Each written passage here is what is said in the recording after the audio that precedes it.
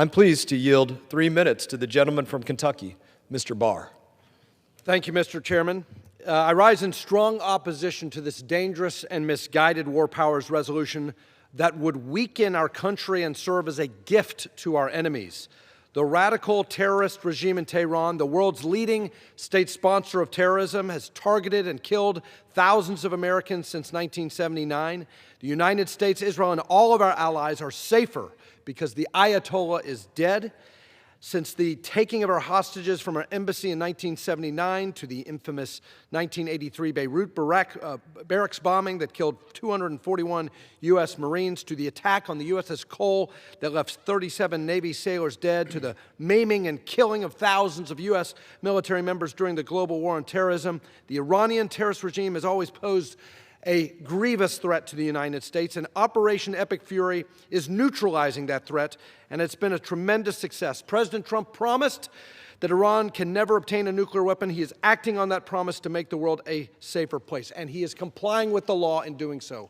Not just in complying with the notification requirements of the War Powers Resolution, not only through the consultation provisions, and not only with routinely updating the Congress, but also under the Commander-in-Chief powers. As a legal matter, the President of the United States doesn't need the permission of Congress to engage in hostilities to protect the American people.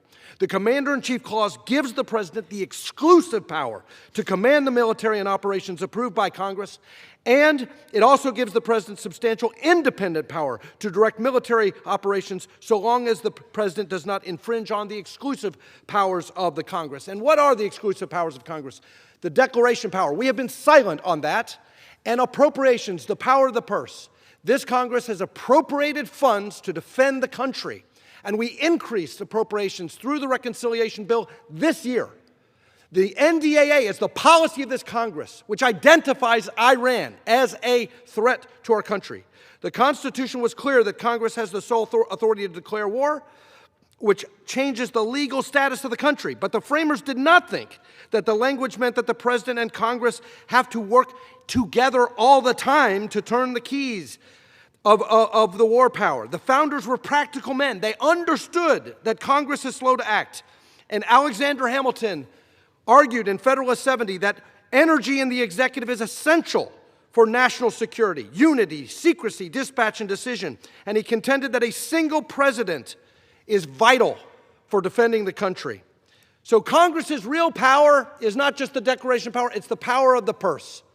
So if my friends want to constrain the President, they have the authority to do it through the appropriations process. They do not have the constitutional authority to constrain the President from defending this country and defending our national security, advancing our national security, and ridding the world of this menace. I yield back. Gentleman yields. Reserve. Gentleman from Florida reserves.